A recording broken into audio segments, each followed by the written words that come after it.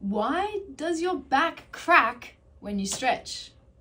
That cracking sound isn't your bones breaking. It's actually gas bubbles. Inside of your joints is fluid that helps things move smoothly. When you stretch or twist, pressure changes in that fluid, which causes tiny little gas bubbles to collapse or pop. And that's the crack you hear. Surprise! It's called cavitation.